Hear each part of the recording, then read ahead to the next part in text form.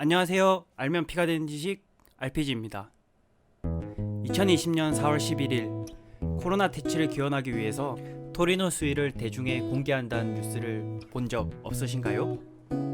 이 토리노 수위가 무엇이기에 코로나와 같은 전 세계적 재난 상황에서 특별 공개를 하고 그것을 보기 위해 많은 사람들이 모였던 것일까요? 오늘의 주제 토리노 수위입니다. 모든 사람들이 알고 있듯이 예수님은 십자가형을 받고 죽었습니다. 요한 복음서에 따르면 아리마테아의 요셉이 유대인들의 관습대로 세마포로 돌돌 말아 동굴에 매장했다고 합니다.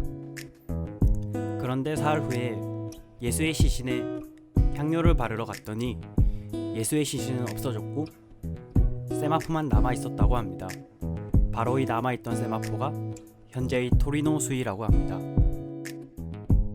그 이후 사라졌던 세마포는 1353년 샤네이 가문이 통치했던 프랑스 리레이라는 지방의 한 성당에서 나타났다고 합니다.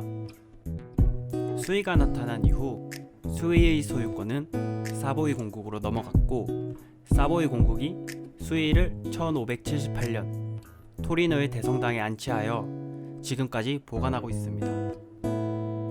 당시 예수의 시체를 감쌌던 세마포가 나타나자 많은 사람들이 이 성물을 보기 위해 토리노 성당에 모여들었고 당연히 수위에 대한 진위 여부에 대해서도 궁금해했습니다.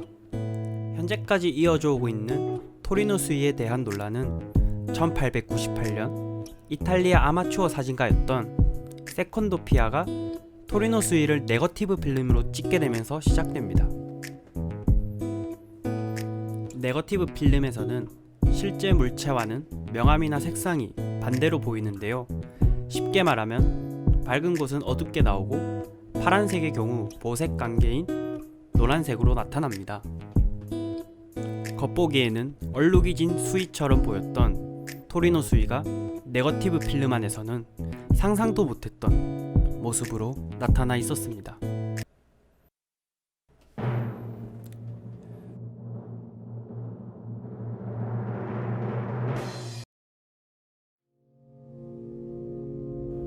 수염이 난 남성의 얼굴이 뚜렷하게 드러나 있었던 것이었죠. 이후 네거티브 필름에 대한 교황청의 검증을 거쳤고 남자의 형상이 진실로 드러나자 종교계와 종교인들 입장에서는 진정한 성물의 등장이며 예수의 실존 여부에 대한 강력한 증거의 등장이라고 환영했습니다. 이와는 반대로 남자의 형상이 예수인지에 대한 논란이 이전보다 강력하게 대두되었습니다. 그렇게 진위 여부에 대한 논란이 지속적으로 커져만 가던 중 이 혼란을 해결하기 위해 1988년 영국의 옥스퍼드 대학, 미국의 애리조나 대학, 스위스 연방공과대학 세 개 대학이 공동으로 토리노 수의 샘플을 입수해 방사성 탄소 동위 연대 측정을 실시했습니다.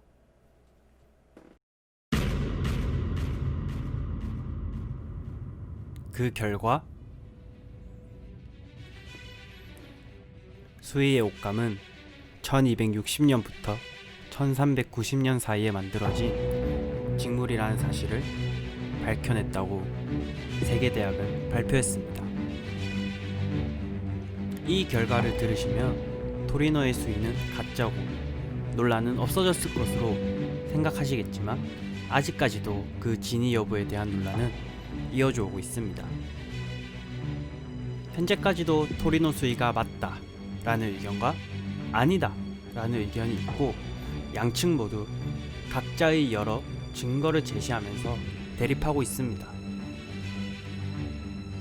일단 1988년 방사성 탄소 동위 연대 측정에 대한 반박으로 샘플 자체가 오염이 되었거나 혹은 중세 때 실제로 수위가 수선되었다는 기록을 제시하면서 연구진들의 샘플이 중세 때 새로 기워진 옷감이라고 주장합니다.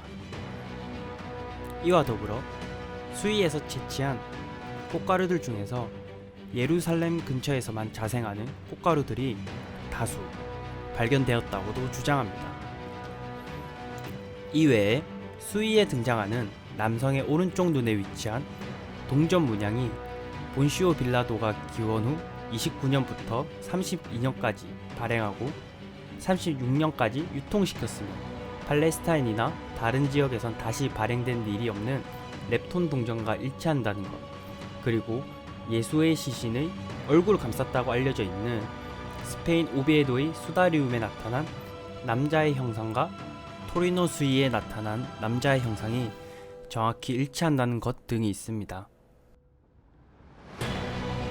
토리노 수이가 가짜라는 것에 대한 증거로는 최근 토리노 수이의 핏자국들이 인위적이라는 연구 발표가 있었고, 이외에 꽃가루가 토리노 수이의 연도 자체를 증명하지 못한다는 주장 등이 있습니다. 이러한 대립에 있어서 교황청은 토리노 수이를 어떻게 바라보고 있을까요? 1998년 5월 24일 성 요한 바오로 2세는 이것은 믿음의 문제가 아니므로 교회가 답할 입장이 아닙니다 라고 답변을 했었고, 이후 2015년 6월 21일 프란치스코 교황은 실제로 토리노 대성당에 방문하여 토리노 수이 앞에서 참배드리며 간접적으로 선물로 인정하는 모습을 보였습니다. 이러한 교황청의 입장에도 불구하고 아직까지도 토리노 수이에 대한 논란은 계속되고 있습니다. 다음으로 알아볼 성 유물은 바로 성배입니다. 성배라는 상징은 많은 곳에서 차용되는 소재입니다. 예를 들어 전설의 검 엑스컬리버가 등장하는 아서왕 전설에서 멀린의 이야기를 듣고 원탁의 기사들이 성배를 찾아 떠나게 됩니다. 또한 유명한 애니메이션인 셀러문에서 슈퍼 셀러문으로 각성하게 되는 매개체로 등장하는 문칼리스 또한 성배의 이미지가 차용되었습니다. 이와 더불어 인디아나 존스 3편 최후의 성전에서는 화려한 장식의 향금잔이 아닌 나무 술잔으로 성배가 등장합니다. 이외에도 성배는 많은 곳에서 등장하는데, 실제로 성배에 대해 알려진 이야기는 어떠할까요? 그 시작은 바로 예수가 제자 12사도와 함께한 최후의 만찬입니다. 서기 30년경 예수가 유다의 배반에 의해 로마군에 체포되기 전 제자들과 함께한 최후의 만찬에서 포도주를 나눠줄 때 등장하는 것이 바로 오늘 소개할 성배입니다. 이때 사용된 성배가 지금까지 보관되어 있다고 알려져 있는 곳은 바로 20세 이하 월드컵 골든볼에 빛나는 이강인 선수의 소속팀의 연고지 발렌시아입니다. 발렌시아는 스페인의 동부에 위치하고 있는 도시입니다. 어떻게 성배는 스페인 발렌시아까지 건너오게 되었을까요?